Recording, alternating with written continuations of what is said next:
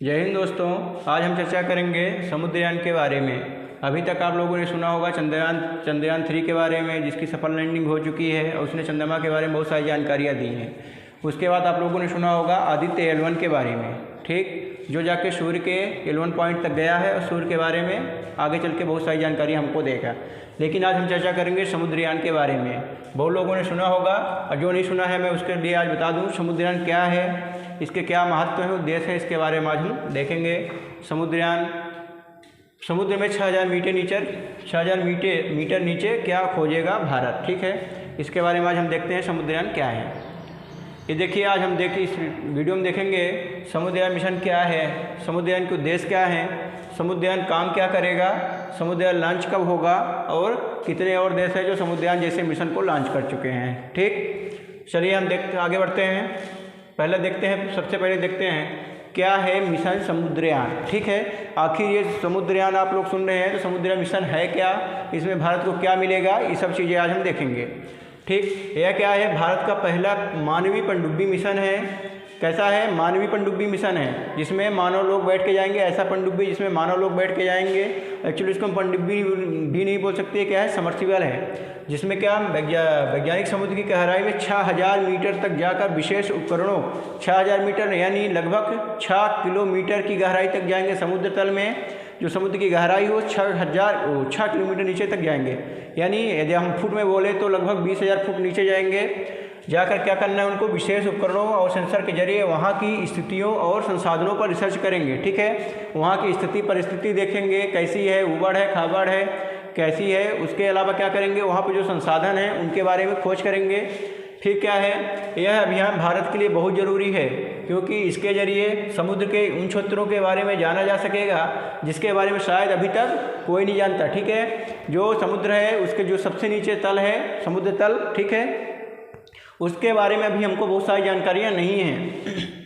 न हमको जानकारियाँ हैं, न विश्व के किसी भी देश को अभी तक बहुत सारी जानकारियाँ नहीं हैं, थोड़ी बहुत जानकारियाँ हैं, ठीक है। इसका उद्देश्य ही है कि जाके समुद्र के नीचे के जो तल है उसके बारे में अधिक से अधिक जानकारियाँ जुटाना, ठीक। दुनिया को बहुत ही कम जानकारी है और अभी तक केवल कुछ ही देशों में ऐसा कर पाने की क्षमता है। ये देख सकते हैं आप, समुद्र तल है, ये क्या है, नीचे आपको दिख रहा होगा, ये समुद्र तल है। इसके बारे में हमको अभी तक ज़्यादा जानकारियाँ नहीं हैं, ठीक। मिशन का उद्देश्य क्या है, गहरे समुद्र में अन्वेषण और दुर्लभ खनिज संसाधनों की खोज के लिए। इसका उद्देश्य क्या है, अन्वेषण, खोज और दुर्लभ संसाधन, खनिज संसाधन दुर्लभ, ठीक है, जो बहुत कम मिलते हैं, ऐसे संसाधनों, खनिज संसाधनों, जैसे आपका हो गया, ये हो गया आपका पहला लिथियम हो गया, यूरेनियम हो गया, प्लेटिनम हो गया, इन सब की क्या करना है, खोज करना है। इसके लिए क्या है, 3 व्यक्तियों को मत्स्य 6000 नामक वाहन में 6000 मीटर तक की गहराई तक समुद्र में भेजना है, ठीक है। जिस वाहन में बैठ के जाएंगे, हम कहीं भी जाते हैं किसी वाहन के थ्रू जाते हैं, किसी गाड़ी में बैठ के जाते हैं, उसी तरह है जो समुद्र के नीचे जाएंगे हमारे वैज्ञानिक, किसमें जाएंगे, मत्स्य 6000 नामक वाहन में बैठ के नीचे जाएंगे, ठीक है। समुद्रयान हमारी योजना का नाम है और जिस वाहन में बैठ के जाना है उस वाहन का नाम है मत्स्य 6000, ठीक। इससे स्वच्छ ऊर्जा, पेयजल और नीली अर्थव्यवस्था के लिए, समुद्री संसाधनों का पता लगाने के लिए और अधिक विकास के रास्ते खुलेंगे, ठीक है। तो जो हमारा समुद्रयान मिशन है उसमें कौन सा वाहन यूज होगा, मत्स्य 6000 नामक वाहन का यूज करके उसमें वैज्ञानिक बैठ करके समुद्र तल तक नीचे जाएंगे। कितनी गहराई तक, 6 किलोमीटर गहराई तक जाएंगे, ठीक है।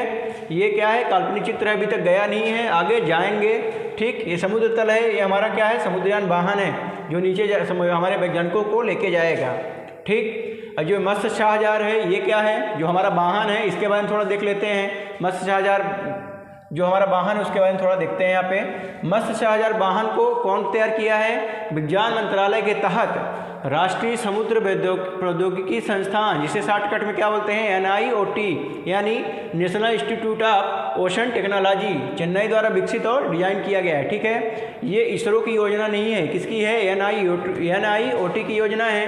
इसरो केवल अंतरिक्ष में काम करता है, अंतरिक्ष के लिए, ठीक। मानव सुरक्षा है, इसकी सामान्य क्षमता कितनी है, 12 घंटे सामान्य इसकी जो क्षमता है 12 घंटे है, लेकिन आपातकालीन में, ठीक, इमरजेंसी की हालत में 96 घंटे तक काम कर सकता है।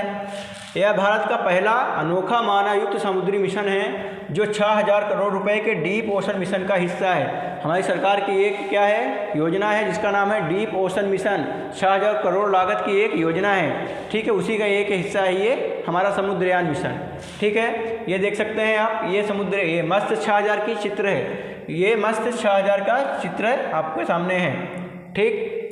फिर इसका महत्व क्या है, हमारे समुद्रयान जो मिशन है उसका महत्व क्या है, मानव युक्त समर्सिबल वैज्ञानिक कर्मियों को प्रत्यक्ष परीक्षण द्वारा गहरे समुद्र के अस्पष्टीकृत क्षेत्रों को देखने और समझने में सक्षम बनाना, ठीक है। इसका महत्व ये है प्रत्यक्ष परीक्षण द्वारा, ठीक है। वहाँ जाके वैज्ञानिक खुद जाएंगे, समुद्र तल तक जाएंगे इस वाहन के थ्रू, और वहाँ खुद जाके वहाँ का रिसर्च करेंगे, खोज करेंगे प्रत्यक्ष रूप से, ठीक है। अभी तक क्या है मशीनों के माध्यम से, तरंगों के माध्यम से खोज की जाती रही है, लेकिन अब वैज्ञानिक खुद उस वाहन में बैठ के जाएंगे।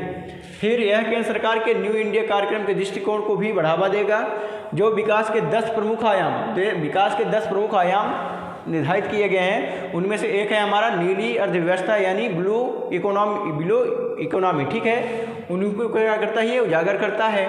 भारत की तटीय रेखा 7517 किलोमीटर लंबी है, ठीक। भारत के पास 7517 किलोमीटर लंबी तटरेखा के साथ अपनी एक अद्वितीय समुद्री स्थिति है, जिसमें 9 तटीय राज्य और 1382 द्वीप शामिल हैं, ठीक है। जो हमारा भारत है उसके 9 राज्य ऐसे हैं जिनकी सीमा समुद्र से छूती है, टच करती है, और 1382 द्वीप हैं जो समुद्र में हैं। द्वीप क्या है, टापू, छोटे छोटे टापू हैं। भारत 3 ओर से समुद्र से घिरा हुआ है, आप लोग देख सकते हैं। ये भारत का चित्र है, ये यहाँ से यहाँ तक, ये देखिए यहाँ से लेके ये देखिए ये समुद्र की सीमा है। भारत 3 ओर से समुद्र से घिरा हुआ है, इसमें भी आप देख सकते हैं भारत 3 ओर से समुद्र से, ये इधर क्या है समुद्र है, भारत 3 ओर से समुद्र से घिरा हुआ है, ठीक है। इसलिए भारत के लिए समुद्र के बहुत मायने हैं, ठीक।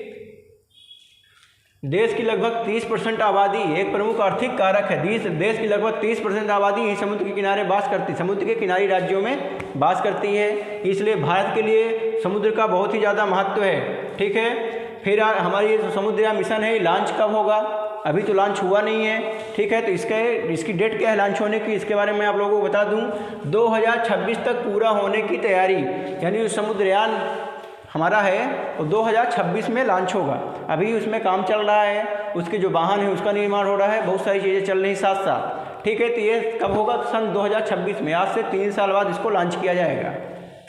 केंद्र ने 5 वर्षों के लिए 4070 करोड़ रुपए के कुल बजट पर गहरे महासागर मिशन को मंजूरी दी थी, जिसे 3 वर्षों में सरकार ने कितना दिया, 2823 करोड़ दे दिया है, और अगले बाकी वर्षों में इतने रुपए दे देगा, ठीक। इस मिशन के तहत एक मानव युक्त पनडुब्बी 3 लोगों को समुद्र के अंदर ले जाएगी, मैं आप लोगों को बता चुका हूँ, ठीक। इस मिशन पर चेन्नई का राष्ट्रीय महासागर यानी OT काम कर रहा है, ठीक है। इसका फुल फॉर्म पूछ सकता है आपसे, तो इसका नाम क्या होगा, national institute of ocean technology. जिस वाहन को इस मिशन के लिए तैयार किया जा रहा है उसका नाम है मस्त 6000, ठीक। समुद्र परियोजना के हिस्से के रूप में वाहन जल्द ही तैयार हो जाएगा, अभी हुआ नहीं है, जल्दी तैयार होने वाला है। ये देख सकते हैं भारत का समुद्रयान मिशन, ठीक है। अब हम देखेंगे अंतर्राष्ट्रीय छवि। जब हमारा ये समुद्रयान मिशन है लॉन्च हो जाएगा और सफल हो जाएगा तो हमको और क्या मिलेगा, खनिज संसाधन के बारे में हम जानेंगे और वहाँ की स्थिति परिस्थिति के बारे में जानेंगे, ठीक है। लेकिन दूसरे साइड और हमको क्या मिल सकता है, तो हमारी जो अंतर्राष्ट्रीय छवि है उसमें सुधार होगा, ठीक। पर समुद्रयान मिशन से न केवल भारत की वैज्ञानिक क्षमता बढ़ेगी, वैज्ञानिक क्षमता तो हमारी बढ़ेगी, खोज करेंगे हमारे वैज्ञानिक वहाँ तक जाएंगे तो हमारी वैज्ञानिक क्षमता बढ़ेगी, लेकिन साथ ही साथ और क्या होगा, यह भारत के लिए एक बड़ी उपलब्धि होगी जो भारत के राष्ट्रीय सम्मान को बढ़ाएगी। समुद्रयान मिशन की सफलता से भारत गहरे समुद्र और संसाधनों की खोज में विकसित देशों की श्रेणी में आ जाएगा। अभी तक क्या है, समुद्रयान मिशन विकसित देश ही लॉन्च कर पाए हैं, तो जब भारत कर लेगा तो भी विकसित देशों की श्रेणी में आ जाएगा, ठीक। दरअसल विकसित देश पहले ही कई समुद्री मिशन को अंजाम दे चुके हैं, लेकिन भारत पहला विकासशील देश होगा। भारत जो विकासशील देश है, भारत किस में आता है, विकासशील देश में आता है। तो जितने भी विकासशील देश हैं उनमें से भारत पहला देश होगा जो समुद्र के इतने बड़े मिशन को अंजाम देगा। ये हमारा मस्त 6000 है, ठीक है। ये जो वाहन का भी निर्माण हो रहा है, डिजाइन वगैरह इसकी बन गई है, अभी इसका निर्माण हो चल रहा है। मत्स्य जहाज की क्षमता क्या है, इसकी कैपेसिटी देख लेते हैं। समर्सिबल को इसके क्या बोला जाता है, मत्स्य जहाज क्या है, एक समर्सिबल है, ठीक है। तो समर्सिबल को 12 घंटे की परिचालन क्षमता और 96 घंटे तक आपातकालीन सहनशीलता का समर्थन करने वाली प्रणालियों के साथ विकसित किया गया है, ठीक है। इसकी जो परिचालन क्षमता होगी 12 घंटे होगी, लेकिन आपातकाल के समय 96 घंटे होगी, ठीक है।